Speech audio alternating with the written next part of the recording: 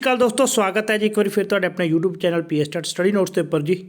ਸੋ PSTET 2 ਦੀ preparation ਕਰ ਰਹੇ ਵਿਦਿਆਰਥੀ ਜਿਨ੍ਹਾਂ ਦਾ ਕੰਬੀਨੇਸ਼ਨ ਐਸਐਸਟੀ ਹੈ ਜੀ, ਉਹਨਾਂ ਵਾਸਤੇ ਅੱਜ ਅਸੀਂ ਸੰਡੇ ਮੌਕ ਟੈਸਟ ਦੇ ਵਿੱਚ ਬਿਲਕੁਲ ਜਿਹੜਾ ਹੈ ਪੇਪਰ ਪੈਟਰਨ ਦੇ ਅਕੋਰਡਿੰਗ ਹਿਸਟਰੀ ਦੇ 20 ਕੁਐਸਚਨ ਔਰ ਸਿਵਿਕਸ ਦੇ 15 ਔਰ ਜਿਓਗ੍ਰਾਫੀ ਦੇ 15 ਔਰ ਇਸ ਤੋਂ ਇਲਾਵਾ ਐਸਐਸਟੀ ਪੈਡਾਗੋਜੀ ਦੇ ਜਿਹੜੇ ਨੇ 10 ਕੁਐਸਚਨ ਨੇ ਉਹ ਡਿਸਕਸ ਕਰਾਂਗੇ ਜੀ। ਟੋਟਲ 60 ਕੁਐਸਚਨ ਹੋਣਗੇ। 60 ਦੇ ਵਿੱਚੋਂ ਕਿੰਨੇ ਤੁਹਾਡੇ ਮਾਰਕਸ ਆਉਣ ਜੀ ਜ਼ਰੂਰ ਕਮੈਂਟ ਕਰਨਾ। ਔਰ ਇਸ ਮੌਕ ਟੈਸਟ ਦੇ ਰਾਹੀਂ ਆਪਾਂ ਕੋਸ਼ਿਸ਼ ਕਰਾਂਗੇ ਸਿਲੇਬਸ ਨੂੰ ਰਿਵਾਈਜ਼ ਕਰਨ ਦੀ ਜੀ। ਇਸ ਤੋਂ ਪਹਿਲਾਂ 3 ਟੈਸਟ ਹੋਰ ਅਪਲੋਡ ਨੇ ਜੀ ਜੋ ਕਾਫੀ ਹੈਲਪਫੁਲ ਨੇ ਤੁਹਾਡੀ ਪ੍ਰੈਪਰੇਸ਼ਨ ਦੇ ਲਈ। ਹਰੇਕ ਟੈਸਟ ਦੇ ਵਿੱਚ ਜਿਹੜਾ ਹੈ ਕੋਸ਼ਿਸ਼ ਕਰੀ ਦੀ ਹੈ ਹਰੇਕ ਟੌਪਿਕ ਦੇ ਵਿੱਚੋਂ ਕੁਐਸਚਨ ਲੈਣ ਦੀ ਜੀ। ਨਵੇਂ ਵਿਦਿਆਰਥੀ ਚੈਨਲ ਨੂੰ ਸਬਸਕ੍ਰਾਈਬ ਕਰਕੇ, ਇਸ ਤੋਂ ਪਹਿਲਾਂ ਕਾਫੀ ਜ਼ਿਆਦਾ ਵੀਡੀਓ ਅਪਲੋਡ ਨੇ ਜੀ ਐਸਐਸਟੀ ਦੀਆਂ, CDP ਦੀਆਂ, ਪੰਜਾਬੀ ਪੈਡਾਗੋਜੀ ਦੀਆਂ ਔਰ EVS ਦੀਆਂ, ਜਿਨ੍ਹਾਂ ਦੀ ਹੈਲਪ ਦੇ ਨਾਲ ਤੁਸੀਂ ਆਪਣੀ ਤਿਆਰੀ ਕਰ ਸਕਦੇ ਹੋ। ਔਰ ਬਹੁਤ ਜਲਦੀ ਜਿਹੜਾ ਹੈ ਤੁਹਾਨੂੰ ਸਿਵਿਕਸ, ਹਿਸਟਰੀ, ਜਿਓਗ੍ਰਾਫੀ ਔਰ CDP ਦੀ ਮੈਰਾਥਨ ਇੱਕ ਕਲਾਸ ਵੀ ਮਿਲ ਜਾਏਗੀ, ਜਿਸ ਦੇ ਵਿੱਚ ਸਾਰੇ ਸਿਲੇਬਸ ਨੂੰ ਆਪਾਂ ਰਿਵਾਈਜ਼ ਕਰਨ ਦੀ ਕੋਸ਼ਿਸ਼ ਕਰਾਂਗੇ ਜੀ। ਸੋ ਸਟਾਰਟ ਕਰਦੇ ਹਾਂ ਜੀ ਅੱਜ ਦੀ ਵੀਡੀਓ। ਫਸਟ ਕੁਐਸਚਨ ਹੈ ਜੀ ਅੱਜ ਦਾ, ਭਾਰਤ ਵਿੱਚ ਸਮਾਜਿਕ ਸਿੱਖਿਆ ਵਿਸ਼ੇ ਦੀ ਸ਼ੁਰੂਆਤ 40 ਦੇ ਦਹਾਕੇ ਤੋਂ ਸ਼ੁਰੂ ਹੋਈ ਜਦੋਂ ਮਹਾਤਮਾ ਗਾਂਧੀ ਨੇ ਭਾਰਤੀ ਲੋਕਾਂ ਲਈ ਡੈਸ਼ ਪੇਸ਼ ਕੀਤੀ। ਆਪਸ਼ਨ ਹੈ ਜੀ ਭਾਰਤੀ ਸਿੱਖਿਆ ਯੋਜਨਾ, B ਹੈ ਬ੍ਰਿਟਿਸ਼ ਸਿੱਖਿਆ ਯੋਜਨਾ, C ਹੈ ਜੀ ਵਾਰਦਾ ਸਿੱਖਿਆ ਯੋਜਨਾ। ਆਨਸਰ ਆਏਗਾ ਆਪਸ਼ਨ C ਜੀ ਵਾਰਦਾ ਸਿੱਖਿਆ ਯੋਜਨਾ ਜੀ। ਔਰ ਜੇਕਰ ਪੁੱਛਿਆ ਜਾਂਦਾ ਕਿ ਭਾਰਤ ਦੇ ਵਿੱਚ ਸਮਾਜਿਕ ਅਧਿਐਨ ਵਿਸ਼ੇ ਦੀ ਸ਼ੁਰੂਆਤ ਕਦੋਂ ਹੋਈ, ਤਾਂ ਸ਼ੁਰੂਆਤ ਹੋਈ ਸੀ ਜੀ 40 ਦੇ ਦਹਾਕੇ ਤੋਂ। ਕਦੋਂ? ਜਦੋਂ ਮਹਾਤਮਾ ਗਾਂਧੀ ਨੇ ਭਾਰਤੀ ਲੋਕਾਂ ਦੇ ਲਈ ਵਾਰਦਾ ਸਿੱਖਿਆ ਯੋਜਨਾ ਪੇਸ਼ ਕੀਤੀ। ਭਾਵੇਂ ਉਹਨਾਂ ਦੀ ਇਹ ਯੋਜਨਾ ਜਿਹੜੀ ਹੈ ਬੇਸਿਕ ਉਸਨੂੰ ਜਿਹੜੀ ਹੈ ਸਫਲਤਾ ਨਹੀਂ ਮਿਲੀ, ਪਰ ਫਿਰ ਵੀ ਇਸ ਸਿੱਖਿਆ ਨੇ ਭਾਰਤੀ ਸਮਾਜ ਵਿੱਚ ਜਿਹੜਾ ਸਮਾਜਿਕ ਅਧਿਐਨ ਦੀ ਨੀਂਹ ਰੱਖੀ ਸੀ ਜੀ। ਅਗਲਾ ਕੁਐਸਚਨ ਹੈ ਜੀ ਕੁਐਸਚਨ ਨੰਬਰ 2, ਸਮਾਜਿਕ ਅਧਿਐਨ ਸ਼ਾਇਦ ਅਜਿਹਾ ਪਾਠਕ੍ਰਮ ਖੇਤਰ ਹੈ ਜਿਹੜਾ ਕੌਮੀ ਸਿੱਖਿਆ ਨੀਤੀ 1986 ਸੋ NPE national policy of education 1986 ਵਿੱਚ ਦਰਸਾਏ ਸਾਰੇ ਮੁੱਖ ਭਾਗਾਂ ਦੇ ਸੰਬੰਧ ਵਿੱਚ ਸਿੱਖਿਆ ਪ੍ਰਦਾਨ ਕਰਨ ਲਈ ਸਭ ਤੋਂ ਜ਼ਿਆਦਾ ਪ੍ਰਭਾਵਸ਼ਾਲੀ ਸਾਧਨ ਸਿੱਧ ਹੋ ਸਕਦੀ ਹੈ। ਪਰਿਭਾਸ਼ਾ ਜਿਹੜੀ ਕਿਸ ਵੱਲੋਂ ਦਿੱਤੀ ਗਈ ਹੈ? ਸਹੀ ਆਨਸਰ ਆਏਗਾ ਆਪਸ਼ਨ C ਜੀ NCERT ਵੱਲੋਂ ਜਿਹੜੀ ਇਹ ਪਰਿਭਾਸ਼ਾ ਹੈ ਦਿੱਤੀ ਗਈ ਹੈ ਜੀ। ਔਰ ਲਾਸਟ ਐਗਜ਼ਾਮ ਦੇ ਵਿੱਚ 2-3 ਪਰਿਭਾਸ਼ਾਵਾਂ ਜਿਹੜੀਆਂ ਪੁੱਛੀਆਂ ਗਈਆਂ ਸੀ ਜੀ। ਅਗਲਾ ਕੁਐਸਚਨ ਹੈ ਜੀ ਕੁਐਸਚਨ ਨੰਬਰ 3, ਸਮਾਜਿਕ ਅਧਿਐਨ ਅਤੇ ਸਮਾਜਿਕ ਵਿਗਿਆਨ ਵਿਚਾਲੇ ਆਪਸ਼ਨ A ਹੈ ਜੀ ਕੋਈ ਅੰਤਰ ਨਹੀਂ, B ਹੈ ਜੀ ਦੋਵੇਂ ਇੱਕੋ ਵਿਸ਼ਾ ਹਨ, ਆਪਸ਼ਨ D ਹੈ ਜੀ ਦੋਹਾਂ ਵਿੱਚ ਕਾਫੀ ਅੰਤਰ ਹੈ। ਤਾਂ ਇਸ ਕੁਐਸਚਨ ਦਾ ਜਿਹੜਾ ਆਨਸਰ ਆਊਗਾ ਆਪਸ਼ਨ D ਆਊਗਾ ਜੀ ਦੋਹਾਂ ਦੇ ਵਿੱਚ ਕਾਫੀ ਅੰਤਰ ਹੈ ਜੀ। ਸੋ ਆਮ ਤੌਰ 'ਤੇ ਜਿਹੜਾ ਹੈ ਲੋਕ ਸਮਾਜਿਕ ਅਧਿਐਨ ਅਤੇ ਸਮਾਜਿਕ ਵਿਗਿਆਨ ਨੂੰ ਇੱਕੋ ਵਿਸ਼ਾ ਮੰਨ ਲੈਂਦੇ ਨੇ, ਪਰ ਦੇਖਿਆ ਜਾਵੇ ਤਾਂ ਇਹਨਾਂ ਦੇ ਵਿੱਚ ਕਾਫੀ ਅੰਤਰ ਹੈ ਜੀ। ਔਰ ਜਿਹੜਾ ਹੈ ਇਹ ਅੰਤਰ ਬਾਹਰੀ ਪੱਖ ਤੋਂ ਨਹੀਂ ਦੇਖਿਆ ਜਾ ਸਕਦਾ, ਕਿਉਂਕਿ ਦੋਵੇਂ ਵਿਸ਼ੇ ਮਨੁੱਖੀ ਸੰਬੰਧਾਂ ਦਾ ਅਧਿਐਨ ਕਰਦੇ ਨੇ, ਪਰ ਇਹਨਾਂ ਦੇ ਉਦੇਸ਼ਾਂ ਦੇ ਵਿੱਚ ਔਰ ਇਸ ਤੋਂ ਇਲਾਵਾ ਇਹਨਾਂ ਦੀ ਡੂੰਘਾਈ ਦੇ ਵਿੱਚ, ਜੇਕਰ ਆਪਾਂ ਵਿਸ਼ਾ ਵਸਤੂ ਦੀ ਗੱਲ ਕਰੀਏ, ਖੇਤਰ ਦੀ ਗੱਲ ਕਰੀਏ, ਤਾਂ ਸਾਰੇ ਦੇ ਵਿੱਚ ਕਾਫੀ ਅੰਤਰ ਹੈ ਜੀ। ਅਗਲਾ ਕੁਐਸਚਨ ਹੈ ਜੀ ਕੁਐਸਚਨ ਨੰਬਰ 4, ਸਮਾਜਿਕ ਅਧਿਐਨ ਅਤੇ ਗਣਿਤ ਵਿਸ਼ੇ ਵਿੱਚ ਆਪਸ਼ਨ A ਹੈ ਜੀ ਕੋਈ ਸੰਬੰਧ ਨਹੀਂ, B ਹੈ ਦੋਹਾਂ ਵਿੱਚ ਡੂੰਘਾ ਸੰਬੰਧ ਹੈ, C ਹੈ ਜੀ ਸੰਬੰਧ ਹੈ ਅਤੇ ਨਹੀਂ ਵੀ। ਸਹੀ ਆਨਸਰ ਹੈ ਜੀ B ਆਪਸ਼ਨ ਹੈ ਜੀ ਦੋਹਾਂ ਦੇ ਵਿੱਚ ਡੂੰਘਾ ਸੰਬੰਧ ਹੈ। ਆਪਾਂ ਨੂੰ ਪਤਾ ਹੈ ਕਿ ਜੋ ਵੀ ਜਿਵੇਂ ਆਪਾਂ ਸਿਵਿਕਸ ਹੀ ਪੜ੍ਹਨੀ ਹੈ ਤਾਂ ਉਹਦੇ ਵਿੱਚ ਲੋਕ ਸਭਾ ਦੇ ਮੈਂਬਰਾਂ ਦੀ ਗਿਣਤੀ ਹੈ ਨਾ, ਕੋਰਮ ਕਿਸ ਤਰ੍ਹਾਂ ਪੂਰਾ ਹੁੰਦਾ, ਕਾਫੀ ਕੁਛ। ਇਸ ਤੋਂ ਇਲਾਵਾ ਇਕਨੋਮਿਕਸ ਦੇ ਵਿੱਚ, ਜਿਓਗ੍ਰਾਫੀ ਦੇ ਵਿੱਚ ਵੀ ਕਾਫੀ ਲੰਬਾਈ ਚੌੜਾਈ ਸਾਰਾ ਕੁਛ ਗਣਿਤ ਦੇ ਨਾਲ ਰਿਲੇਟਡ ਹੈ। ਸੋ ਦੋਨਾਂ ਦੇ ਵਿੱਚ ਡੂੰਘਾ ਸੰਬੰਧ ਹੈ ਜੀ। ਕੁਐਸਚਨ ਨੰਬਰ ਅੱਗੇ ਜੀ 5, ਰਾਬਰਟ ਮਿਲਰ ਦੁਆਰਾ ਕਿਰਿਆਤਮਕ ਕਨੈਕਟਿਵ ਉਦੇਸ਼ਾਂ ਨੂੰ ਜਿਹੜਾ ਹੈ ਵਿਹਾਰਿਕ ਸ਼ਬਦਾਂ ਵਿੱਚ ਲਿਖਣ ਦੀ ਵਿਧੀ ਕਦੋਂ ਪੇਸ਼ ਕੀਤੀ ਗਈ ਜੀ? ਆਪਸ਼ਨ A ਹੈ ਜੀ 1965, B ਹੈ 1962, C ਹੈ ਜੀ 1964। ਸਹੀ ਆਨਸਰ ਹੈ ਜੀ ਆਪਸ਼ਨ B ਜੀ ਰਾਬਰਟ ਮਿਲਰ ਦੁਆਰਾ ਜਿਹੜਾ ਹੈ ਕਿਰਿਆਤਮਕ ਉਦੇਸ਼ਾਂ ਨੂੰ, ਜਿਹੜੇ ਓਬਜੈਕਟਿਵਸ ਨੇ, ਉਹਨਾਂ ਨੂੰ ਵਿਵਹਾਰਿਕ ਸ਼ਬਦਾਂ ਦੇ ਵਿੱਚ ਲਿਖਣ ਦੀ ਵਿਧੀ ਜਿਹੜੀ ਹੈ 1962 ਦੇ ਵਿੱਚ ਪੇਸ਼ ਕੀਤੀ ਗਈ ਸੀ ਜੀ। ਅਗਲਾ ਕੁਐਸਚਨ ਹੈ ਜੀ ਕੁਐਸਚਨ ਨੰਬਰ 6, ਬਲੂਮ ਨੇ ਅਨੁਦੇਸ਼ਾਤਮਕ ਉਦੇਸ਼ਾਂ ਇੰਸਟਰਕਸ਼ਨਲ ਜਿਹੜੇ ਓਬਜੈਕਟਿਵਸ ਨੇ ਉਹਨਾਂ ਦਾ ਵਰਗੀਕਰਨ ਮੁੱਖ ਰੂਪ ਵਿੱਚ ਕਿੰਨੇ ਪ੍ਰਕਾਰ ਦਾ ਕੀਤਾ? ਆਪਸ਼ਨ ਹੈ ਜੀ 2, B ਹੈ 3, C ਹੈ 4 ਜੀ। ਆਪਸ਼ਨ B ਸਹੀ ਆਨਸਰ ਹੈ ਜੀ।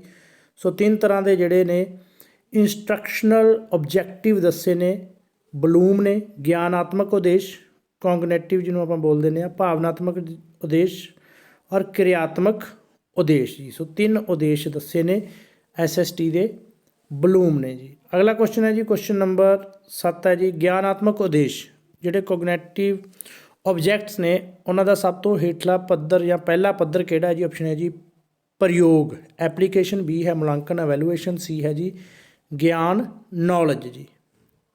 ਸਹੀ ਆਨਸਰ ਹੈ ਜੀ ਆਪਸ਼ਨ C ਜੀ ਗਿਆਨ। ਸੋ ਨੌਲੇਜ ਜਿਹੜਾ ਹੈ ਸਭ ਤੋਂ ਹੇਠਲਾ ਪੱਧਰ ਹੈ ਜੀ ਗਿਆਨਾਤਮਕ ਉਦੇਸ਼ਾਂ ਦਾ।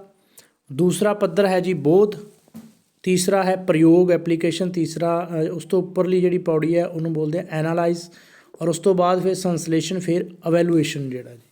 ਸੋ ਇੱਕ ਲੈਡਰ, ਇੱਕ ਪੌੜੀ ਬਣਾਈ ਹੈ ਜੀ ਗਿਆਨਾਤਮਕ ਉਦੇਸ਼ਾਂ ਦੀ, ਜਿਸ ਦੇ ਵਿੱਚ ਸਭ ਤੋਂ ਪਹਿਲਾਂ ਜਿਹੜਾ ਆਉਂਦਾ ਹੈ ਗਿਆਨ ਨੌਲੇਜ, ਦੂਸਰਾ ਹੈ ਜੀ ਬੋਧ ਕੰਪਰੀਹੈਂਸ਼ਨ, ਤੀਸਰਾ ਹੈ ਪ੍ਰਯੋਗ ਐਪਲੀਕੇਸ਼ਨ, ਉਸ ਤੋਂ ਉੱਪਰ ਆ ਜਾਂਦਾ ਵਿਸ਼ਲੇਸ਼ਣ ਐਨਾਲਾਈਜ਼, ਫਿਰ ਸੰਸਲੇਸ਼ਨ ਸਿੰਥੈਸਿਸ, ਉਸ ਤੋਂ ਬਾਅਦ ਹੈ ਮੁਲਾਂਕਣ ਜੀ ਅਵੈਲੂਏਸ਼ਨ। ਅਗਲਾ ਕੁਐਸਚਨ ਹੈ ਜੀ ਕੁਐਸਚਨ ਨੰਬਰ 8, ਸਮਾਜਿਕ ਅਧਿਐਨ ਦੇ ਪਾਠਕ੍ਰਮ ਦਾ ਨਿਰਮਾਣ ਕਰਨ ਵੇਲੇ ਪ੍ਰਕਰਨ ਵਿਧੀ ਜਿਹਨੂੰ ਕਹਿੰਦੇ ਆ ਜੀ ਟੌਪਿਕਲ ਮੈਥਡ ਦਾ ਵੀ ਇਸਤੇਮਾਲ ਕੀਤਾ ਜਾਂਦਾ ਹੈ। ਇਸ ਵਿਧੀ ਦਾ ਵਿਕਾਸ ਕੀਤਾ ਆਪਸ਼ਨ ਹੈ ਜੀ ਬਲੂਮ ਨੇ, ਬੀ ਹੈ ਕੋਮੇਨੀਅਨਸ ਨੇ, ਸੀ ਹੈ ਜੀ ਰੌਬਰਟ ਨੇ। ਸਹੀ ਆਨਸਰ ਹੈ ਜੀ ਆਪਸ਼ਨ ਬੀ ਕੋਮੇਨੀਅਨਸ ਨੇ ਜਿਹੜਾ ਹੈ ਇਸ ਦਾ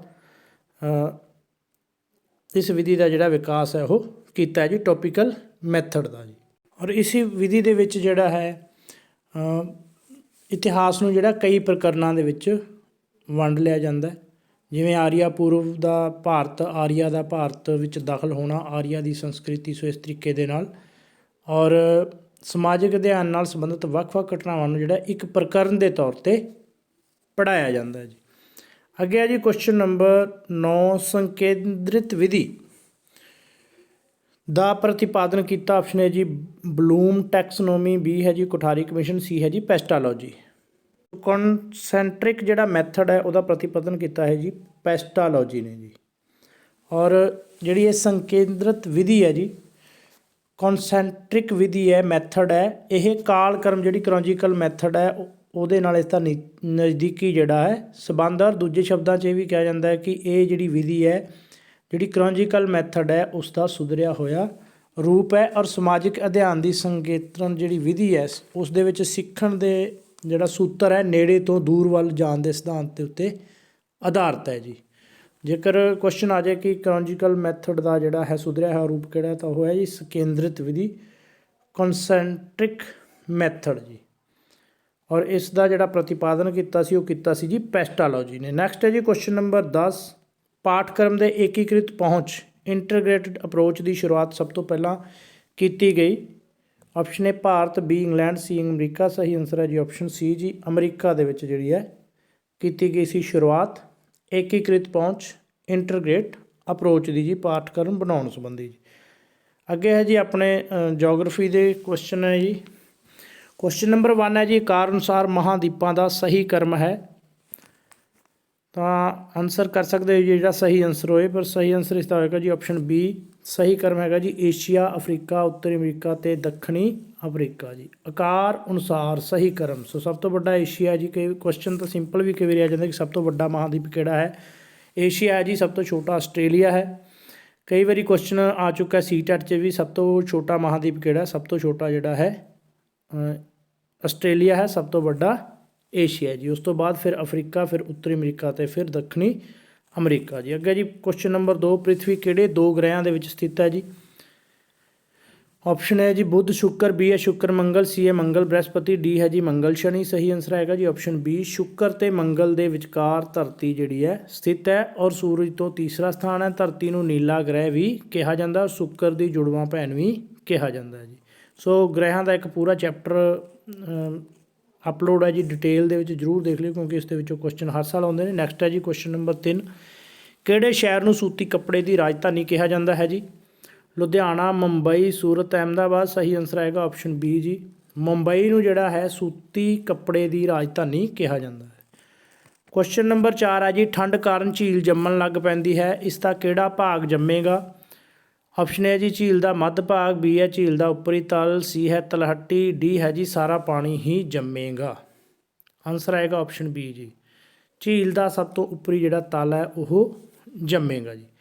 ਅਗਲਾ ਕੁਐਸਚਨ ਹੈ ਜੀ ਕੁਐਸਚਨ ਨੰਬਰ 5, ਮੱਧਕਾਲੀਨ ਭਾਰਤ ਵਿੱਚ ਕਮਾਯੂ ਦੀਆਂ ਪਹਾੜੀਆਂ ਕਿਸ ਲਈ ਪ੍ਰਸਿੱਧ ਸਨ। ਆਪਸ਼ਨ ਹੈ ਜੀ ਲੂਣ, ਬੀ ਹੈ ਜਿਸਤ, ਸੀ ਹੈ ਤਾਂਬਾ ਲੋਹਾ ਅਤੇ ਤਾਂਬਾ, ਡੀ ਹੈ ਸੋਨਾ। ਸਹੀ ਆਨਸਰ ਹੈ ਜੀ ਆਪਸ਼ਨ ਡੀ ਮੱਧਕਾਲ ਦੇ ਵਿੱਚ ਕਮਾਯੂ ਦੀਆਂ ਪਹਾੜੀਆਂ ਸੋਨੇ ਦੇ ਲਈ ਪ੍ਰਸਿੱਧ ਸੀ ਜੀ।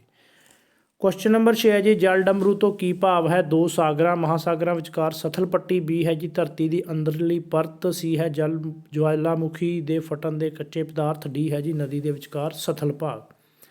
ਸਹੀ ਆਨਸਰ ਹੈ ਜੀ ਆਪਸ਼ਨ ਏ, ਜਲ ਡਮਰੂ ਕਿਹਾ ਜਾਂਦਾ ਦੋ ਸਾਗਰਾਂ ਜਾਂ ਮਹਾਸਾਗਰਾਂ ਦੇ ਵਿਚਕਾਰ ਜਿਹੜੀ ਸਥਲ ਪੱਟੀ ਹੈ, ਧਰਤੀ ਦੀ ਪੱਟੀ, ਉਸ ਨੂੰ ਜਲ ਡਮਰੂ ਕਿਹਾ ਜਾਂਦਾ ਹੈ ਜੀ। ਕੁਐਸਚਨ ਨੰਬਰ ਅੱਗੇ ਹੈ ਜੀ 7, ਭਾਰਤ ਵਿੱਚ ਵਣ ਮਹਾ ਉਤਸਵ ਦਾ ਜਨਮਦਾਤਾ ਕੌਣ ਹੈ? ਆਪਸ਼ਨ ਏ ਹੈ ਮਹਾਤਮਾ ਗਾਂਧੀ। ਬੀ ਵਿਨੋਬਾ ਭਾਵੇ। ਸੀ ਹੈ ਕੇ ਐਮ ਮੁਨਸ਼ੀ। ਡੀ ਹੈ ਜੀ ਜਵਾਹਰ ਲਾਲ ਨਹਿਰੂ। ਸਹੀ ਆਨਸਰ ਆਏਗਾ ਜੀ ਆਪਸ਼ਨ ਸੀ, ਕੇ ਐਮ ਮੁਨਸ਼ੀ ਜੀ। ਅਗਲਾ ਕੁਐਸਚਨ ਹੈ ਜੀ ਕੁਐਸਚਨ ਨੰਬਰ 8, ਭੂਮੱਧ ਰੇਖਾ ਦੇ ਨੇੜਲੇ ਖੇਤਰਾਂ ਵਿੱਚ ਕਿਹੜੀ ਵਰਖਾ ਹੁੰਦੀ ਹੈ? ਆਪਸ਼ਨ ਏ ਹੈ ਚੱਕਰਵਰਤੀ। ਬੀ ਹੈ ਪਰਬਤੀ ਵਰਖਾ। ਸੀ ਹੈ ਸਮਹੀਨ ਵਰਖਾ। ਡੀ ਹੈ ਜੀ ਵਰਖਾ ਹੁੰਦੀ ਹੀ ਨਹੀਂ। ਸਹੀ ਆਨਸਰ ਆਏਗਾ ਜੀ ਆਪਸ਼ਨ ਸੀ, ਸਮਹੀਨ ਵਰਖਾ ਜਿਹੜੀ ਆ ਉਹ ਭੂਮੱਧ ਰੇਖਾ ਦੇ ਨੇੜਲੇ ਖੇਤਰਾਂ ਵਿੱਚ ਹੁੰਦੀ ਹੈ ਜੀ। ਕੁਐਸਚਨ ਨੰਬਰ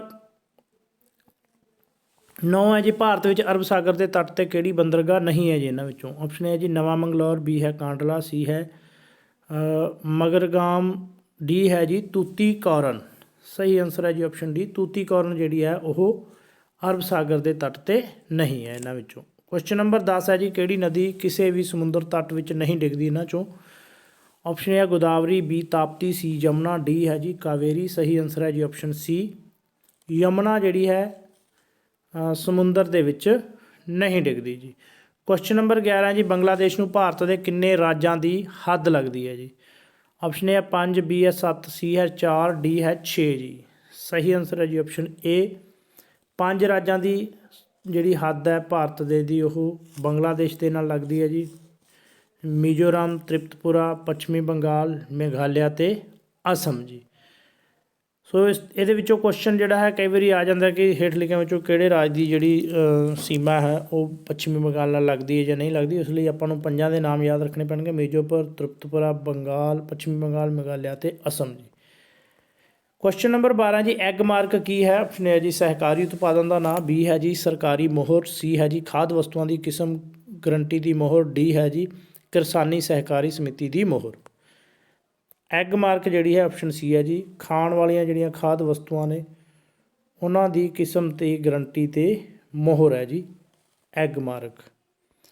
ਅਗਲਾ ਕੁਐਸਚਨ ਹੈ ਜੀ ਕੁਐਸਚਨ ਨੰਬਰ 13, ਮੱਧ ਹਿਮਾਲਿਆ, ਕਸ਼ਮੀਰ ਤੇ ਅੰਡੇਮਾਨ ਨਿਕੋਬਾਰ ਵਿੱਚ ਕੀ ਸਮਾਨਤਾ ਹੈ? ਆਪਸ਼ਨ ਹੈ ਜੀ ਲੈਟਰਾਈਟ ਮਿੱਟੀ ਹੈ। ਬੀ ਹੈ ਪਹਾੜੀ ਖੇਤਰ। ਸੀ ਜਲਵਾਯੂ ਬਨਸਪਤੀ ਖੇਤਰ। ਡੀ ਹੈ ਜੀ ਭੂਚਾਲ ਗ੍ਰਸਤ ਇਲਾਕੇ। ਸਹੀ ਆਨਸਰ ਹੈ ਜੀ ਆਪਸ਼ਨ ਡੀ, ਇਹ ਸਾਰੇ ਭੂਚਾਲ ਗ੍ਰਸਤ ਇਲਾਕੇ ਹਨ। ਮੱਧ ਹਿਮਾਲਿਆ, ਕਸ਼ਮੀਰ, ਅੰਡੇਮਾਨ ਅਤੇ ਨਿਕੋਬਾਰ। ਕੁਐਸਚਨ ਨੰਬਰ 14 ਹੈ ਜੀ, ਲੈਟਰਾਈਟ ਮਿੱਟੀ ਦੀ ਬਣਤਰ ਵਿੱਚ ਕਿਹੜਾ ਤੱਤ ਸਹਾਇਕ ਨਹੀਂ ਹੈ? ਆਪਸ਼ਨ ਹੈ ਜੀ ਆਕਸਾਈਡ। ਬੀ ਹੈ ਆਇਰਨ। ਸੀ ਹੈ ਮੈਗਨੀਜ਼। ਡੀ ਹੈ ਜੀ ਨਾਈਟ੍ਰੋਜਨ। ਸਹੀ ਆਨਸਰ ਹੈ ਜੀ ਆਪਸ਼ਨ ਡੀ, ਨਾਈਟ੍ਰੋਜਨ ਜਿਹੜੀ ਹੈ ਉਹ ਲੈਟਰਾਈਟ ਮਿੱਟੀ ਦੇ ਵਿੱਚ ਨਹੀਂ ਹੁੰਦੀ ਜੀ। ਕੁਐਸਚਨ ਨੰਬਰ 15 ਹੈ ਜੀ, ਜ਼ਿਲ੍ਹਾ ਅਨੰਤਪੁਰ, ਰਾਏਪੁਰ ਅਤੇ ਕੋਲਾਰ ਵਿੱਚ ਕੀ ਸਮਾਨਤਾ ਹੈ ਜੀ? ਆਪਸ਼ਨ ਹੈ ਜੀ ਬਾਕਸਾਈਟ ਉਤਪਾਦਨ ਖੇਤਰ। ਬੀ ਹੈ ਸੋਨਾ ਉਤਪਾਦਕ ਖੇਤਰ। ਸੀ ਹੈ ਲੋਹਾ ਉਤਪਾਦਕ ਖੇਤਰ। ਡੀ ਹੈ ਜੀ ਲੈਟਰਾਈਟ ਮਿੱਟੀ। ਆਨਸਰ ਆਏਗਾ ਜੀ ਆਪਸ਼ਨ ਬੀ, ਸੋਨਾ ਉਤਪਾਦਕ ਖੇਤਰ ਨੇ ਜੀ ਅਨੰਤਪੁਰ, ਰਾਏਪੁਰ ਅਤੇ ਕੋਲਾਰ ਜੀ। ਨੈਕਸਟ ਆਪਣੇ ਜਿਹੜੇ ਕੁਐਸਚਨ ਹੋਣਗੇ ਉਹ ਸਵਿਕਸ ਦੇ ਹੋਣਗੇ ਜੀ। ਫਸਟ ਕੁਐਸਚਨ ਹੈ ਸਵਿਕਸ ਦਾ, ਸੁਪਰੀਮ ਕੋਰਟ ਅਤੇ ਉੱਚ ਅਦਾਲਤਾਂ ਦੇ ਜੱਜਾਂ ਨੂੰ ਬੁਰੇ ਵਿਵਹਾਰ ਕਾਰਨ ਹਟਾਉਣ ਦੀ ਪ੍ਰਕਿਰਿਆ ਕਿਹੜੇ ਦੇਸ਼ ਨਾਲ ਮਿਲਦੀ ਹੈ? ਆਪਸ਼ਨ ਹੈ ਜੀ ਅਮਰੀਕਾ। B Australia. ਸੀ ਹੈ ਜੀ ਜਰਮਨੀ। ਡੀ ਹੈ ਆਇਰਲੈਂਡ। ਸਹੀ ਆਨਸਰ ਆਏਗਾ ਆਪਸ਼ਨ ਬੀ ਜੀ, ਆਸਟ੍ਰੇਲੀਆ ਤੋਂ ਲਈ ਗਈ ਹੈ ਜੱਜਾਂ ਨੂੰ ਹਟਾਉਣ ਦੀ ਪ੍ਰਕਿਰਿਆ ਜੀ। ਉੱਚ ਅਦਾਲਤ ਅਤੇ ਸੁਪਰੀਮ ਕੋਰਟ ਦੇ ਜੱਜਾਂ ਨੂੰ ਆਪਣਾ ਪਤਾ ਕਿ 1/3 ਜਿਹੜਾ ਹੈ 2/3 ਬਹੁਮਤ ਦੇ ਨਾਲ ਜਿਹੜਾ ਹੈ ਸੰਸਦ ਦੇ ਨਾਲ 2/3 ਬਹੁਮਤ ਦੇ ਨਾਲ ਜਿਹੜਾ ਹਟਾਇਆ ਜਾ ਸਕਦਾ। ਔਰ ਇਹ ਜਿਹੜੀ ਹੈ ਪ੍ਰਕਿਰਿਆ ਮੇਲ ਖਾਂਦੀ ਹੈ ਆਸਟ੍ਰੇਲੀਆ ਦੇ ਨਾਲ ਜੀ। ਨੈਕਸਟ ਹੈ ਜੀ ਕੁਐਸਚਨ ਨੰਬਰ 2, ਸੰਵਿਧਾਨ ਵਿੱਚ ਬਜਟ ਪਾਸ ਕਰਨ ਸੰਬੰਧੀ ਸੰਸਦ ਦੀਆਂ ਸ਼ਕਤੀਆਂ ਦਾ ਜ਼ਿਕਰ ਕੀਤਾ ਗਿਆ ਹੈ। ਆਪਸ਼ਨ ਹੈ ਜੀ ਅਨੁਛੇਦ 115। ਬੀ 112 ਤੋਂ 17। ਸੀ 201 ਤੋਂ 215। ਡੀ ਹੈ ਜੀ 118 ਤੋਂ 120। ਸਹੀ ਆਨਸਰ ਹੈ ਜੀ ਆਪਸ਼ਨ ਬੀ, ਬਜਟ ਪੇਸ਼ ਕਰਨ ਦੀ ਸੰਸਦ ਦੀ ਜਿਹੜੀ ਸ਼ਕਤੀ ਹੈ ਉਹਨਾਂ ਦਾ ਜ਼ਿਕਰ ਅਨੁਛੇਦ 112 ਤੋਂ 117 ਦੇ ਵਿੱਚ ਕੀਤਾ ਗਿਆ ਜੀ। ਕੁਐਸਚਨ ਨੰਬਰ 3 ਹੈ ਜੀ, ਕਿਹੜਾ ਜੋੜਾ ਗਲਤ ਹੈ? ਅਨੁਛੇਦ 19 ਪ੍ਰੈਸ ਦੀ ਆਜ਼ਾਦੀ, 18 ਭਾਰਤ ਰਤਨ ਆਦਿ ਪੁਰਸਕਾਰ ਸੰਬੰਧੀ, ਰਾਸ਼ਟਰਪਤੀ ਦੀ ਚੋਣ, 24 ਅਨੁਛੇਦ 21 ਹੈ ਜੀ ਭਾਰਤੀ ਨਾਗਰਿਕਾਂ ਨੂੰ ਵਿਦੇਸ਼ ਯਾਤਰਾ ਦੌਰਾਨ ਸੁਰੱਖਿਆ ਜੀ। ਸਹੀ ਆਨਸਰ ਹੈ ਜੀ ਆਪਸ਼ਨ ਸੀ ਜਿਹੜਾ ਹੈ ਗਲਤ ਹੈ ਜੀ। ਅਨੁਛੇਦ 24 ਜਿਹੜਾ ਸੰਬੰਧਿਤ ਹੈ ਉਹ ਬੱਚਿਆਂ ਦੇ ਸ਼ੋਸ਼ਣ ਦੇ ਨਾਲ ਸੰਬੰਧਿਤ ਹੈ। ਜਿਵੇਂ ਕਿਸੇ ਵੀ ਪ੍ਰਕਾਰ ਦਾ ਬੱਚਿਆਂ ਦਾ ਸ਼ੋਸ਼ਣ ਜਿਹੜਾ ਨਹੀਂ ਕੀਤਾ ਜਾ ਸਕਦਾ ਅਨੁਛੇਦ 24 ਦੇ ਤਹਿਤ। ਔਰ ਇੱਥੇ ਰਾਸ਼ਟਰਪਤੀ ਦੀ ਚੋਣ ਜਿਹੜਾ ਲਿਖਿਆ ਹੋਇਆ ਉਹ ਗਲਤ ਹੈ ਜੀ। ਸੋ ਜੇਕਰ ਕੱਲਾ ਕੱਲਾ ਕੁਐਸਚਨ ਆਉਂਦਾ ਕਿ ਪ੍ਰੈਸ ਦੀ ਆਜ਼ਾਦੀ ਜਿਹੜਾ ਹੈ ਕਿਹੜਾ ਅਨੁਛੇਦ ਦਿੰਦਾ ਤਾਂ 19 ਜੀ। ਔਰ ਉਪਾਧੀਆਂ ਦਾ ਅੰਤ ਕਰਦਾ ਹੈ ਅਨੁਛੇਦ 18 ਜੀ। ਔਰ ਭਾਰਤੀ ਨਾਗਰਿਕਾਂ ਨੂੰ ਵਿਦੇਸ਼ ਯਾਤਰਾ ਦੌਰਾਨ ਸੁਰੱਖਿਆ ਦਿੰਦਾ ਹੈ ਅਨੁਛੇਦ 21 ਜੀ। ਕੁਐਸਚਨ ਨੰਬਰ 4 ਹੈ ਜੀ 15 ਅਗਸਤ 1947 ਤੋਂ 26 ਜਨਵਰੀ 1950 ਦੇ ਦੌਰਾਨ ਭਾਰਤ ਦਾ ਰਾਜਨੀਤਿਕ ਦਰਜਾ ਕੀ ਸੀ? ਆਪਸ਼ਨ ਹੈ ਜੀ ਬ੍ਰਿਟਿਸ਼ ਬਸਤੀ, ਬੀ ਹੈ ਬ੍ਰਿਟਿਸ਼ ਪਰਿਸੰਘ, ਸੀ ਹੈ ਬ੍ਰਿਟਿਸ਼ ਸਰਪ੍ਰਸਤ ਦੇਸ਼, ਡੀ ਹੈ ਜੀ ਬ੍ਰਿਟਿਸ਼ ਰਾਸ਼ਟਰ ਦਾ ਇੱਕ ਅਧਿਰਾਜ। ਸਹੀ ਆਨਸਰ ਆਪਸ਼ਨ ਡੀ ਆਏਗਾ ਜੀ। ਸੋ 15 ਅਗਸਤ 1947 ਨੂੰ ਦੇਸ਼ ਆਜ਼ਾਦ ਹੋਇਆ ਸੀ। 26 ਜਨਵਰੀ 1950 ਨੂੰ ਸਾਡਾ ਜਿਹੜਾ ਸੰਵਿਧਾਨ ਲਾਗੂ ਹੋਇਆ ਸੀ। ਔਰ ਉਸ ਦੇ ਦਰਮਿਆਨ ਦਾ ਜਿਹੜਾ ਸਮਾਂ ਉਸ ਦੇ ਦੌਰਾਨ ਭਾਰਤ ਦਾ ਜਿਹੜਾ ਰਾਜਨੀਤਿਕ ਦਰਜਾ ਸੀ ਉਹ ਸੀ ਬ੍ਰਿਟਿਸ਼ ਰਾਸ਼ਟਰ ਦਾ ਇੱਕ ਅਧਿਰਾਜ। ਕੁਐਸਚਨ ਨੰਬਰ 5 ਹੈ ਜੀ ਸੰਸਦ ਮੈਂਬਰ ਅਤੇ ਵਿਧਾਇਕ ਜਿਹੜੇ MLA ਨੇ ਔਰ MP ਨੇ ਕਿਸ ਦੇ ਪਾਦੇਨ ਮੈਂਬਰ ਹੁੰਦੇ ਨੇ? ਜ਼ਿਲ੍ਹਾ ਪਰਿਸ਼ਦ ਦੇ, ਬੀ ਹੈ ਗ੍ਰਾਮ ਪੰਚਾਇਤ ਦੇ, ਸੀ ਹੈ ਬਲਾਕ ਸਮਿਤੀ, ਡੀ ਹੈ ਗ੍ਰਾਮ ਸਭਾ ਦੇ। ਆਨਸਰ ਇਹ ਹੈ ਜੀ ਜ਼ਿਲ੍ਹਾ ਪਰਿਸ਼ਦ ਦੇ ਆਪਣੇ ਅਹੁਦੇ ਦੇ ਕਾਰਨ ਮੈਂਬਰ ਹੁੰਦੇ ਨੇ ਜਿੰਨੇ ਵੀ MP ਤੇ MLA ਹੁੰਦੇ ਨੇ ਜੀ। ਕੁਐਸਚਨ ਨੰਬਰ 6 ਹੈ ਜੀ ਦਲ ਬਦਲ ਕਾਨੂੰਨ ਦੀ ਉਲੰਘਣਾ ਕਰਨ ਵਾਲੇ ਸੰਸਦ ਮੈਂਬਰ ਦੀ ਮੈਂਬਰਸ਼ਿਪ ਨੂੰ ਅਯੋਗ ਕੌਣ ਠਹਿਰਾ ਸਕਦਾ ਹੈ? ਸੋ ਦਲ ਬਦਲਣ ਦੇ ਵਿਰੁੱਧ ਜਿਹੜਾ ਕਾਨੂੰਨ ਬਣਾਇਆ ਹੋਇਆ ਔਰ ਮੈਂਬਰਸ਼ਿਪ ਨੂੰ ਅਯੋਗ ਕੌਣ ਠਹਿਰਾ ਸਕਦਾ ਇਹਨਾਂ 'ਚੋਂ? ਤਾਂ ਸਹੀ ਆਨਸਰ ਆਪਸ਼ਨ ਡੀ ਹੈ ਜੀ ਲੋਕ ਸਭਾ ਦਾ ਸਪੀਕਰ ਜੀ। ਅਗਲਾ ਹੈ ਜੀ ਕੁਐਸਚਨ ਨੰਬਰ 7 ਭਾਰਤੀ ਸੰਵਿਧਾਨ ਦੀ ਪ੍ਰਸਤਾਵਨਾ 'ਤੇ ਕਿਹੜੀ ਕ੍ਰਾਂਤੀ ਦਾ ਪ੍ਰਭਾਵ ਨਜ਼ਰ ਆਉਂਦਾ ਜੀ? ਆਪਸ਼ਨ ਹੈ ਜੀ ਫਰਾਂਸੀਸੀ ਕ੍ਰਾਂਤੀ, ਬੀ ਹੈ ਜੀ ਬੋਲਸ਼ਵਿਕ ਕ੍ਰਾਂਤੀ, ਸੀ ਹੈ ਅਮਰੀਕੀ ਕ੍ਰਾਂਤੀ, ਡੀ ਹੈ ਜੀ ਉਪਰੋਕਤ ਸਾਰੇ। ਆਨਸਰ ਆਏਗਾ ਜੀ ਆਪਸ਼ਨ ਡੀ ਉਪਰੋਕਤ ਸਾਰਿਆਂ ਕ੍ਰਾਂਤੀਆਂ ਦਾ ਜਿਹੜਾ ਪ੍ਰਭਾਵ ਹੈ ਪ੍ਰਸਤਾਵਨਾ 'ਤੇ ਪੈਂਦਾ। ਆਪਾਂ ਡਿਸਕਸ ਕਰ ਚੁੱਕੇ ਹਾਂ ਡਿਟੇਲ ਦੇ ਵਿੱਚ। ਕੁਐਸਚਨ ਨੰਬਰ 8 ਹੈ ਜੀ ਰਾਜਾਂ ਦੇ ਆਪਸੀ ਵਪਾਰ ਅਤੇ ਸਮਾਗਮਾਂ ਸੰਬੰਧੀ ਸੰਵਿਧਾਨ ਦੇ ਕਿਹੜੇ ਅਨੁਛੇਦ ਵਿੱਚ ਜ਼ਿਕਰ ਹੈ? ਆਪਸ਼ਨ ਹੈ ਜੀ 280, ਬੀ ਹੈ 311, ਸੀ ਹੈ ਜੀ 304, ਡੀ ਹੈ ਜੀ 293। ਸਹੀ ਆਨਸਰ ਆਪਸ਼ਨ ਸੀ ਹੈ ਜੀ 304 ਜਿਹੜਾ ਉਹ ਰਾਜਾਂ ਦੇ ਆਪਸੀ ਜਿਹੜਾ ਵਪਾਰ ਹੈ ਅਤੇ ਸਮਾਗਮ ਵਗੈਰਾ ਨੇ ਉਹਨਾਂ ਦੇ ਨਾਲ ਸੰਬੰਧਿਤ ਹੈ ਜੀ। ਕੁਐਸਚਨ ਨੰਬਰ 9 ਹੈ ਜੀ ਰਾਸ਼ਟਰਪਤੀ ਨੂੰ ਜਾਣਕਾਰੀ ਦੇਣ ਦੇ ਸੰਬੰਧ ਵਿੱਚ ਪ੍ਰਧਾਨ ਮੰਤਰੀ ਦੇ ਕਰਤੱਵਾਂ ਬਾਰੇ ਕਿਹੜੇ ਅਨੁਛੇਦ ਵਿੱਚ ਜ਼ਿਕਰ ਕੀਤਾ ਗਿਆ ਹੈ? ਸੋ ਪ੍ਰਧਾਨ ਮੰਤਰੀ ਦਾ ਜਿਹੜਾ ਹੈ ਕਰਤੱਵ ਹੈ ਰਾਸ਼ਟਰਪਤੀ ਨੂੰ ਜਾਣਕਾਰੀ ਦੇਣ ਸੰਬੰਧੀ ਜੀ। ਤਾਂ ਅਨੁਛੇਦ ਕਿਹੜੇ ਦੇ ਤਹਿਤ ਹੈ ਜੀ? ਸਹੀ ਆਨਸਰ ਆਏਗਾ ਆਪਸ਼ਨ ਏ ਜੀ ਅਨੁਛੇਦ 78 ਜੀ।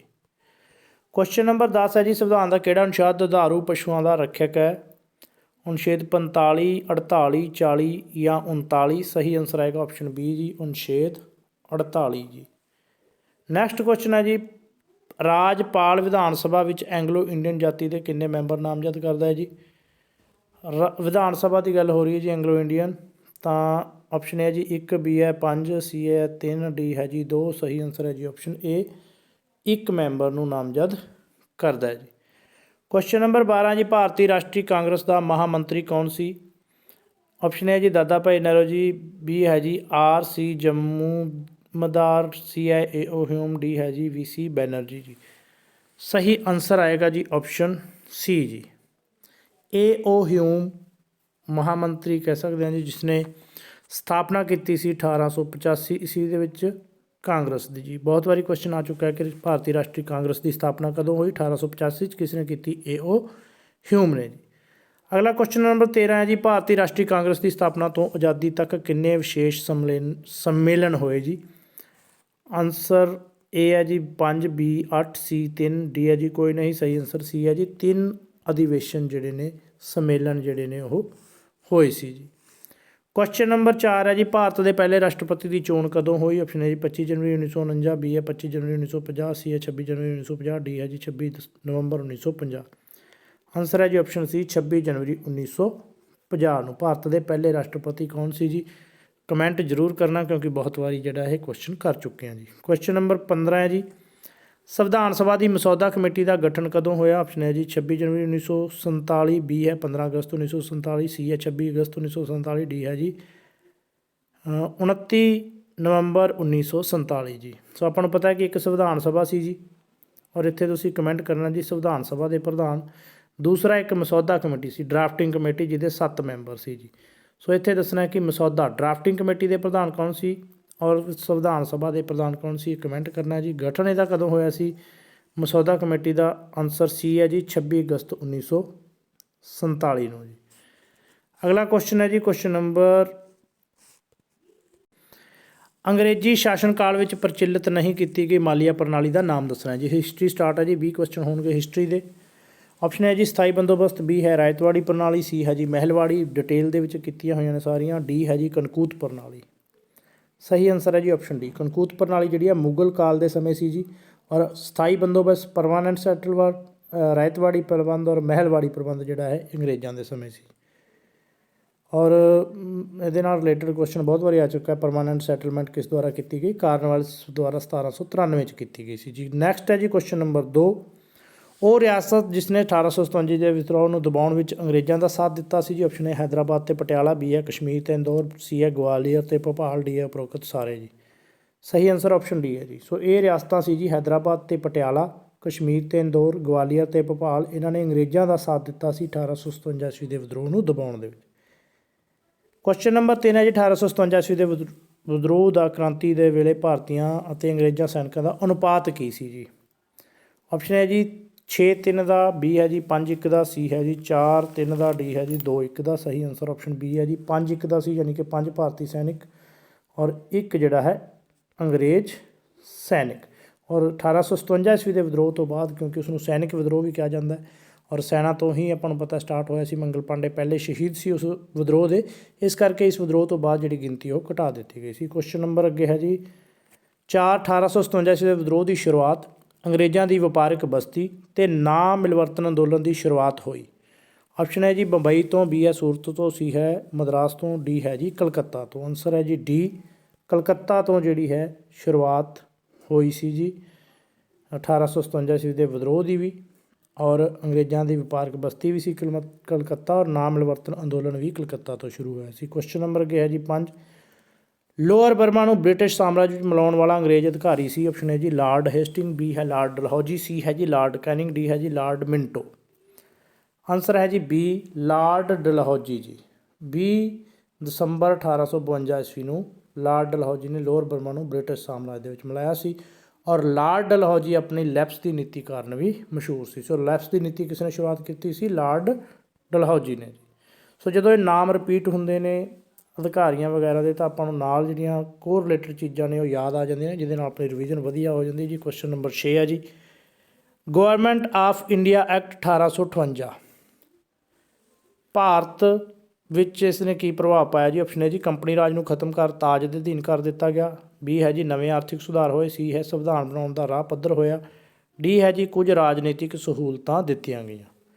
ਆਨਸਰ ਹੈ ਜੀ ਆਪਸ਼ਨ ਈ, ਬਹੁਤ ਇੰਪੋਰਟੈਂਟ ਹੈ ਜੀ। ਕਦੋਂ ਜਿਹੜਾ ਹੈ ਸਿੱਧਾ ਬ੍ਰਿਟਿਸ਼ ਤਾਜ ਦੇ ਅਧੀਨ ਹੋਇਆ ਸੀ ਭਾਰਤ? 1858 ਈਸਵੀ ਦੇ ਵਿੱਚ। 1857 ਈਸਵੀ ਦੇ ਵਿਦਰੋਹ ਦਾ ਸਭ ਤੋਂ ਵੱਡਾ ਇੰਪੈਕਟ ਸੀ ਜੀ, ਇਹ ਪ੍ਰਭਾਵ ਸੀ। ਆਪਸ਼ਨ ਏ ਕੰਪਨੀ ਰਾਜ ਨੂੰ ਖਤਮ ਕਰ ਦਿੱਤਾ ਗਿਆ ਸੀ, ਔਰ ਭਾਰਤ ਜਿਹੜਾ ਸਿੱਧਾ ਤਾਜ ਦੇ ਅਧੀਨ ਯਾਨੀ ਕਿ ਬ੍ਰਿਟਿਸ਼ ਦੇ ਅਧੀਨ ਹੋ ਗਿਆ ਸੀ ਜੀ। ਕੁਐਸਚਨ ਨੰਬਰ ਅੱਗੇ ਜੀ 7, ਸਹੀ ਕਰਮ ਕੀ ਹੈ ਜੀ। ਆਪਸ਼ਨ ਹੈ ਜੀ ਡਾਂਡੀ ਮਾਰਚ, ਬੀ ਹੈ ਜੀ ਚੌਰਾਚਾਰੀ ਕਾਂਡ, ਏ ਦੇ ਵਿੱਚ ਹੈ ਜੀ ਡਾਂਡੀ ਮਾਰਚ, ਚੌਰਾਚਾਰੀ ਕਾਂਡ, ਪੂਰਨ ਸਵਰਾਜ ਦੀ ਮੰਗ। ਬੀ ਆਪਸ਼ਨ ਹੈ ਪੂਰਨ ਸਵਰਾਜ ਦੀ ਮੰਗ, ਚੌਰਾਚਾਰੀ ਕਾਂਡ, ਡਾਂਡੀ ਮਾਰਚ। ਸੀ ਹੈ ਜੀ ਚੌਰਾਚਾਰੀ ਕਾਂਡ, ਪੂਰਨ ਸਵਰਾਜ ਦੀ ਮੰਗ ਅਤੇ ਡਾਂਡੀ ਮਾਰਚ। ਡੀ ਹੈ ਜੀ ਪੂਰਨ ਸਵਰਾਜ ਦੀ ਮੰਗ, ਡਾਂਡੀ ਮਾਰਚ ਅਤੇ ਚੌਰਾਚਾਰੀ ਕਾਂਡ। ਆਨਸਰ ਹੈ ਜੀ ਸੀ, ਚੌਰਾਚਾਰੀ ਕਾਂਡ ਹੋਇਆ ਸੀ ਜੀ, ਆਪਾਂ ਨੂੰ ਪਤਾ ਉੱਤਰ ਪ੍ਰਦੇਸ਼ ਦੇ ਵਿੱਚ, ਔਰ ਉਸ ਤੋਂ ਬਾਅਦ ਪੂਰਨ ਸਵਰਾਜ ਦੀ ਮੰਗ, ਔਰ ਉਸ ਤੋਂ ਬਾਅਦ ਜਿਹੜਾ ਫਿਰ ਡਾਂਡੀ ਮਾਰਚ ਹੋਈ ਸੀ ਜੀ। ਅਗਲਾ ਕੁਐਸਚਨ ਹੈ ਜੀ ਕੁਐਸਚਨ ਨੰਬਰ 8, ਭਾਰਤੀਆਂ ਨੂੰ ਬ੍ਰਿਟਿਸ਼ ਸੰਸਦ ਵਿੱਚ ਪ੍ਰਤੀਨਿਧਤਾ ਦੇਣ ਦੀ ਮੰਗ ਕਰਨ ਵਾਲੀ ਸੰਸਥਾ ਸੀ। ਆਪਸ਼ਨ ਹੈ ਜੀ ਬ੍ਰਿਟਿਸ਼ ਇੰਡੀਆ ਐਸੋਸੀਏਸ਼ਨ, ਬੀ ਹੈ ਜੀ ਬੰਬਈ ਐਸੋਸੀਏਸ਼ਨ, ਸੀ ਹੈ ਜੀ ਪੂਨਾ ਸਵਰਾਜ ਸਭਾ, ਡੀ ਹੈ ਜੀ ਇੰਡੀਅਨ ਐਸੋਸੀਏਸ਼ਨ। ਆਨਸਰ ਹੈ ਜੀ ਆਪਸ਼ਨ ਸੀ, ਪੂਨਾ ਸਰਵਜਨਕ ਸਭਾ ਨੇ ਜਿਹੜੀ ਹੈ ਮੰਗ ਕੀਤੀ ਸੀ ਕਿ ਭਾਰਤੀਆਂ ਨੂੰ ਜਿਹੜਾ ਬ੍ਰਿਟਿਸ਼ ਸੰਸਦ ਦੇ ਵਿੱਚ ਪ੍ਰਤੀਨਿਧਤਾ ਦਿੱਤੀ ਜਾਵੇ। ਕੁਐਸਚਨ ਨੰਬਰ 9 ਹੈ ਜੀ, ਜਲਿਆਂਵਾਲੇ ਬਾਗ ਦੀ ਜਾਂਚ ਕਰਨ ਲਈ ਰਾਸ਼ਟਰੀ ਕਾਂਗਰਸ ਦੁਆਰਾ ਗਠਿਤ ਸਮਿਤੀ ਦਾ ਮੈਂਬਰ ਕੌਣ ਨਹੀਂ ਸੀ ਇਹਨਾਂ ਚੋਂ ਜੀ। ਆਪਸ਼ਨ ਏ ਜੀ ਮਹਾਤਮਾ ਗਾਂਧੀ, ਬੀ ਹੈ ਜਵਾਹਰ ਲਾਲ ਨਹਿਰੂ, ਸੀ ਹੈ ਮਦਨ ਮੋਹਨ ਮਾਲਵੀਆ, ਡੀ ਹੈ ਜੀ ਰਵਿੰਦਰ ਨਾਥ ਟੈਗੋਰ। ਆਨਸਰ ਹੈ ਜੀ ਆਪਸ਼ਨ ਡੀ, ਰਵਿੰਦਰ ਨਾਥ ਟੈਗੋਰ ਜਿਹੜਾ ਹੈ ਜਲਿਆਂਵਾਲੇ ਬਾਗ ਦੇ ਜਾਂਚ ਕਰਨ ਲਈ ਜਿਹੜੀ ਰਾਸ਼ਟਰੀ ਕਾਂਗਰਸ ਦੁਆਰਾ ਗਠਿਤ ਕਮੇਟੀ ਬਣਾਈ ਗਈ ਸੀ ਉੱਤੇ ਮੈਂਬਰ ਨਹੀਂ ਸੀ। ਕੁਐਸਚਨ ਨੰਬਰ 10 ਹੈ ਜੀ, ਕਿਹੜਾ ਜੋੜਾ ਗਲਤ ਹੈ ਕੰਪਨੀ ਔਰ ਉਹਦਾ ਮੁੱਖ ਕੇਂਦਰ ਸਾਹਮਣੇ ਲਿਖਿਆ ਹੋਇਆ ਜੀ। ਪੁਰਤਗਾਲੀ East India Company, Goa, British Calcutta, Dutch Nagapattinam, French Bombay. Answer ਹੈ ਜੀ ਆਪਸ਼ਨ ਡੀ ਜੀ। ਫ੍ਰੈਂਚ ਦਾ ਜਿਹੜਾ ਹੈ ਬੰਬਈ ਪ੍ਰਮੁੱਖ ਕੇਂਦਰ ਨਹੀਂ ਸੀ ਜੀ ਮੁੱਖ ਕੇਂਦਰ। ਡੱਚ ਦਾ ਨਾਗਾਪਟਮ ਸੀ, ਬ੍ਰਿਟਿਸ਼ ਦਾ ਜਿਹੜਾ ਹੈ ਕਲਕੱਤਾ ਔਰ ਪੁਰਤਗਾਲੀਆਂ ਦਾ ਗੋਆ ਸੀ ਜੀ। ਕੁਐਸਚਨ ਨੰਬਰ ਗਿਆ ਜੀ 11। ਗੁਜਰਾਤ ਵਿਦਿਆਪੀਠ, ਬਨਾਰਸ ਵਿਦਿਆਪੀਠ, ਕਾਂਸੀ ਵਿਦਿਆਪੀਠ ਆਦਿ ਰਾਸ਼ਟਰੀ ਸਿੱਖਿਆ ਸੰਸਥਾਵਾਂ ਦਾ ਜਨਮ ਕਿਹੜੇ ਅੰਦੋਲਨ ਤਹਿਤ ਹੋਇਆ? ਆਪਸ਼ਨ ਹੈ ਜੀ ਅਸਹਿਯੋਗ ਨॉन ਕੋਆਪਰੇਸ਼ਨ ਮੂਵਮੈਂਟ, ਬੀ ਹੈ ਜੀ ਬੰਗ ਭੰਗ, ਸੀ ਹੈ ਜੀ ਸਿਵਲ ਨਾਫਰਮਾਨੀ, ਡੀ ਹੈ ਜੀ ਭਾਰਤ ਛੱਡੋ। ਸਹੀ ਆਨਸਰ ਹੈ ਜੀ ਆਪਸ਼ਨ ਏ ਅਸਹਿਯੋਗ ਅੰਦੋਲਨ ਚੱਲਿਆ, ਉਸ ਦੇ ਦੌਰਾਨ ਇਹਨਾਂ ਸੰਸਥਾਵਾਂ ਦਾ ਜਨਮ ਹੋਇਆ ਸੀ ਜੀ। ਕੁਐਸਚਨ ਨੰਬਰ 12 ਹੈ ਜੀ ਸੰਵਿਧਾਨ ਸਭਾ ਦਾ ਸਥਾਈ ਪ੍ਰਧਾਨ ਕੌਣ ਸੀ? ਆਪਸ਼ਨ ਹੈ ਜੀ ਡਾਕਟਰ ਰਾਜਿੰਦਰ ਪ੍ਰਸਾਦ, ਬੀ ਹੈ ਅਬਦੁਲ ਕਲਾਮ, ਸੀ ਹੈ ਕੇ ਟੀ ਸ਼ਾਹ, ਡੀ ਹੈ ਜਵਾਹਰ ਲਾਲ ਨਹਿਰੂ। ਆਨਸਰ ਏ ਹੈ ਜੀ ਆਪਸ਼ਨ ਡਾਕਟਰ ਰਾਜਿੰਦਰ ਪ੍ਰਸਾਦ ਜੀ ਜਿਹੜੇ ਸਥਾਈ ਪ੍ਰਧਾਨ ਬਣੇ ਸੀ ਜੀ ਸੰਵਿਧਾਨ ਸਭਾ ਦੇ। ਅਗਲਾ ਕੁਐਸਚਨ ਹੈ ਜੀ ਕੁਐਸਚਨ ਨੰਬਰ 13। ਗਲਤ ਜੋੜਾ ਦੱਸਣਾ ਹੈ ਜੀ। ਨਾਂ ਔਰ ਸਮਾਂ ਹੈ ਜੀ ਕ੍ਰਿਪਸ ਮਿਸ਼ਨ 1940, ਬੇਵਲ ਯੋਜਨਾ 1945, ਕੈਬਨਿਟ ਯੋਜਨਾ 1946, ਮਾਊਂਟ ਬੈਟਨ ਯੋਜਨਾ 1947। ਸਹੀ ਆਨਸਰ ਹੈ ਜੀ ਆਪਸ਼ਨ ਏ ਜੀ। ਸੋ ਇਹ ਜਿਹੜਾ ਜੋੜਾ ਗਲਤ ਹੈ ਜੀ। ਕ੍ਰਿਪਸ ਮਿਸ਼ਨ ਜਿਹੜਾ ਭਾਰਤ ਆਇਆ ਸੀ 1942 ਦੇ ਵਿੱਚ ਆਇਆ ਸੀ ਜੀ। ਵੇਵਲ ਯੋਜਨਾ 1945 ਔਰ ਕੈਬਨਿਟ ਯੋਜਨਾ ਜਿਹੜੀ 1946 ਔਰ ਮਾਊਂਟ ਬੈਟਨ ਯੋਜਨਾ 1947 ਦੇ ਵਿੱਚ ਹੋਈ ਸੀ ਜੀ। ਮਾਊਂਟ ਬੈਟਨ ਯੋਜਨਾ ਜਿਹੜੀ ਹੈ ਇਹ 3 ਜੂਨ 1947 ਨੂੰ ਜਿਹੜਾ ਹੈ ਭਾਰਤ ਵਿਭਾਜਨ ਸੰਬੰਧੀ ਪ੍ਰਸਤਾਵ ਰੱਖਿਆ ਸੀ ਜੀ, ਉਸ ਨੂੰ ਜਿਹੜਾ ਮਾਊਂਟ ਬੈਟਨ ਯੋਜਨਾ ਜਾਂ ਮਾਊਂਟ ਬੈਟਨ ਪਲਾਨ ਕਿਹਾ ਜਾਂਦਾ ਜੀ। ਅਗਲਾ ਜੀ ਕੁਐਸਚਨ ਨੰਬਰ 14। ਕਾਂਗਰਸ ਨੂੰ ਲੀਗ ਦੀ ਪਾਕਿਸਤਾਨ ਦੀ ਮੰਗ ਲੈਣਾ ਚਾਹੀਦਾ ਹੈ ਜੀ। ਕਿਹੜੀ ਯੋਜਨਾ ਦਾ ਸੁਝਾਅ ਦਿੱਤਾ ਸੀ ਜੀ? ਵੇਵਲ ਯੋਜਨਾ, CR ਯੋਜਨਾ, ਕੈਬਨਿਟ ਮਿਸ਼ਨ ਯੋਜਨਾ, ਡੀ ਹੈ ਜੀ ਕ੍ਰਿਪਸ ਮਿਸ਼ਨ। ਸਹੀ ਆਨਸਰ ਹੈ ਜੀ ਆਪਸ਼ਨ ਬੀ CR ਯੋਜਨਾ ਨੇ ਸੁਝਾਅ ਦਿੱਤਾ ਸੀ ਕਿ ਕਾਂਗਰਸ ਨੂੰ ਮੁਸਲਿਮ ਲੀਗ ਦੀ ਜਿਹੜੀ ਪਾਕਿਸਤਾਨ ਦੀ ਮੰਗ ਹੈ ਉਹਨੂੰ ਮੰਨ ਲੈਣਾ ਚਾਹੀਦਾ। ਕੁਐਸਚਨ ਨੰਬਰ 15 ਹੈ ਜੀ ਲਾਲ ਕਿਲ੍ਹੇ ਵਿਖੇ ਆਜ਼ਾਦ ਹਿੰਦ ਫੌਜ ਦੇ 3 ਅਧਿਕਾਰੀਆਂ ਦਾ ਮੁਕੱਦਮਾ ਲੜਨ ਵਾਲਾ ਵਕੀਲ ਕੌਣ ਸੀ ਜੀ? ਜਵਾਹਰ ਲਾਲ ਨਹਿਰੂ, ਭੋਲਾ ਬਾਈ ਦੇਸਾਈ, ਸੀ ਹੈ ਜੀ ਤੇਜ ਬਹਾਦਰ ਸਪਰੂ, ਡੀ ਹੈ ਜੀ ਉਪਰੋਕਤ ਸਾਰੇ। ਸਹੀ ਆਨਸਰ ਹੈ ਜੀ ਉਪਰੋਕਤ ਸਾਰਿਆਂ ਨੇ ਜਿਹੜਾ ਮੁਕੱਦਮਾ ਲੜਿਆ ਸੀ। ਕੁਐਸਚਨ ਨੰਬਰ ਅੱਗੇ ਹੈ ਜੀ 16 ਭਾਰਤੀ ਰਾਸ਼ਟਰੀ ਅੰਦੋਲਨ ਦੇ ਇਤਿਹਾਸ ਵਿੱਚ 1906 ਤੋਂ 1919 ਤੱਕ ਦਾ ਕਾਲ ਸੀ। ਗਾਂਧੀ ਯੁੱਗ, ਉਗਰਵਾਦੀ ਯੁੱਗ, ਸੀ ਹੈ ਜੀ ਉਦਾਰਵਾਦੀ ਯੁੱਗ, ਡੀ ਹੈ ਜੀ ਕੋਈ ਨਹੀਂ। ਸਹੀ ਆਨਸਰ ਹੈ ਜੀ ਆਪਸ਼ਨ ਬੀ ਉਗਰਵਾਦੀ ਯੁੱਗ ਜਾਂ ਗਰਮ ਦਲੀਆਂ ਦਾ ਯੁੱਗ ਕਿਹਾ ਜਾਂਦਾ ਜੀ 1906 ਤੋਂ 1919 ਦੇ ਸਮੇਂ ਨੂੰ ਜੀ। ਕੁਐਸਚਨ ਨੰਬਰ 17 ਜੀ ਧਾਰਮਿਕ ਅਯੋਗਤਾ ਐਕਟ 1850 ਕਿਸ ਨੇ ਪਾਸ ਕੀਤਾ? ਆਪਸ਼ਨ ਹੈ ਜੀ ਲਾਰਡ ਹੈਸਟਿੰਗ, ਬੀ ਹੈ ਜੀ ਲਾਰਡ ਕੈਨਿੰਗ, ਸੀ ਹੈ ਲਾਰਡ ਡਲਹੌਜੀ, ਡੀ ਹੈ ਲਾਰਡ ਵਿਲੀਅਮ ਬੈਟਿਕ। ਆਨਸਰ ਹੈ ਜੀ ਆਪਸ਼ਨ ਸੀ ਲਾਰਡ ਡਲਹੌਜੀ ਨੇ ਪਾਸ ਕੀਤਾ ਸੀ ਜੀ ਧਾਰਮਿਕ ਅਯੋਗਤਾ ਐਕਟ 1850। ਕੁਐਸਚਨ ਨੰਬਰ 18 ਜੀ ਭਾਰਤ ਵਿੱਚ ਪਹਿਲੀ ਰੇਲ ਕਦੋਂ ਚਲਾਈ ਗਈ? ਆਪਸ਼ਨ ਹੈ ਜੀ 18 ਅਪ੍ਰੈਲ 1953, ਬੀ ਹੈ 20 ਅਪ੍ਰੈਲ 1949, ਸੀ ਹੈ ਜੀ 16 ਅਪ੍ਰੈਲ 1953, ਡੀ ਹੈ 20 ਮਈ 1953। ਆਨਸਰ ਹੈ ਜੀ ਸੀ 16 ਅਪ੍ਰੈਲ 1953 ਨੂੰ ਜਿਹੜੀ ਹੈ ਪਹਿਲੀ ਰੇਲ ਮੁੰਬਈ ਤੋਂ ਥਾਣਾ ਦੇ ਵਿੱਚ ਚਲਾਈ ਗਈ ਸੀ ਜੀ। ਅਗਲਾ ਕੁਐਸਚਨ ਹੈ ਜੀ ਕੁਐਸਚਨ ਨੰਬਰ 19 ਲਾਰਡ ਡਲਹੌਜੀ ਨੇ ਕਿਹੜੀ ਥਾਂ ਨੂੰ ਬ੍ਰਿਟਿਸ਼ ਸਾਮਰਾਜ ਦੀ ਗਰਮੀਆਂ ਦੀ ਰਾਜਧਾਨੀ ਬਣਾਇਆ? ਆਪਸ਼ਨ ਹੈ ਸ਼ਿਮਲਾ, ਬੀ ਕਲਕੱਤਾ, ਸੀ ਲਾਹੌਰ, ਡੀ ਬੰਬਈ। ਸਹੀ ਆਨਸਰ ਆਪਸ਼ਨ ਹੈ ਜੀ ਸ਼ਿਮਲਾ ਨੂੰ। ਅਗਲੇ ਹੈ ਜੀ ਕੁਐਸਚਨ ਨੰਬਰ 20 ਸੰਸਾਰ ਜਿੱਤਣ ਦਾ ਸੁਪਨਾ ਦੁਆਬ ਖੇਤਰ ਵਿੱਚ ਟੈਕਸ ਵਾਧਾ ਅਤੇ ਸੰਕੇਤਕ ਮੁਦਰਾ ਚਲਾਉਣ ਵਾਲਾ ਮੁਸਲਿਮ ਸ਼ਾਸਕ ਸੀ। ਆਪਸ਼ਨ ਹੈ ਜੀ ਅਲਾਉਦੀਨ ਖਿਲਜੀ, ਬੀ ਹੈ ਕੁਤਬੁੱਦੀਨ ਐਬਕ, ਸੀ ਹੈ ਜੀ ਇਲਤੁਤਮਿਸ਼, ਡੀ ਹੈ ਜੀ ਮੁਹੰਮਦ ਬਿਨ ਤੁਗਲਕ। ਆਨਸਰ ਡੀ ਸਹੀ ਹੈ ਜੀ ਮੁਹੰਮਦ ਬਿਨ ਤੁਗਲਕ, ਜਿਸ ਨੇ ਆਪਣੀ ਰਾਜਧਾਨੀ ਦੇਵਗਿਰੀ ਬਣਾਈ ਸੀ ਜੀ ਦਿੱਲੀ ਤੋਂ, ਔਰ ਸੰਕੇਤਕ ਮੁਦਰਾ ਵੀ ਚਲਾਈ ਸੀ ਔਰ ਟੈਕਸਾਂ ਦੇ ਵਿੱਚ ਵਾਧਾ ਵੀ ਕੀਤਾ ਸੀ ਔਰ ਸੰਸਾਰ ਜਿੱਤਣ ਦਾ ਸੁਪਨਾ ਰੱਖਦਾ ਸੀ ਔਰ ਇਸ ਨੂੰ ਜਿਹੜਾ ਹੈ ਪੜ੍ਹਿਆ ਲਿਖਿਆ ਮੂਰਖ ਵੀ ਕਿਹਾ ਜਾਂਦਾ। ਕਈ ਵਾਰੀ ਕੁਐਸਚਨ ਆ ਚੁੱਕਾ ਹੈ ਕਿ ਦਿੱਲੀ ਸਲਤਨਤ ਦੇ ਕਿਸ ਸ਼ਾਸਕ ਨੂੰ ਜਿਹੜਾ ਹੈ ਪੜ੍ਹਿਆ ਲਿਖਿਆ ਮੂਰਖ ਕਿਹਾ ਜਾਂਦਾ, ਤਾਂ ਉਹ ਕਿਹਾ ਜਾਂਦਾ ਹੈ ਜੀ ਮੁਹੰਮਦ ਬਿਨ ਤੁਗਲਕ ਨੂੰ। ਸੋ ਇਹ ਸੀ ਜੀ ਅੱਜ ਦਾ ਆਪਣਾ ਟੈਸਟ। ਉਮੀਦ ਹੈ ਕਿ ਕੁਛ ਨਾ ਕੁਛ ਸਿੱਖਣ ਨੂੰ ਜ਼ਰੂਰ ਮਿਲਿਆ ਹੋਵੇਗਾ। ਜਿਹੜੀ ਹੈ ਇਸ ਵੀਡੀਓ ਦੇ ਰਾਹੀਂ ਜਾਣਕਾਰੀ ਕੁਛ ਨਾ ਕੁਛ ਜ਼ਰੂਰ ਮਿਲੀ ਹੋਏਗੀ। ਸੋ ਵੀਡੀਓ ਵਧੀਆ ਲੱਗੇ ਤਾਂ ਪਲੀਜ਼ ਲਾਈਕ ਜ਼ਰੂਰ ਕਰ ਦੇਣਾ, ਕਮੈਂਟ ਵੀ ਕਰ ਦੇਣਾ। So thank you for watching the video.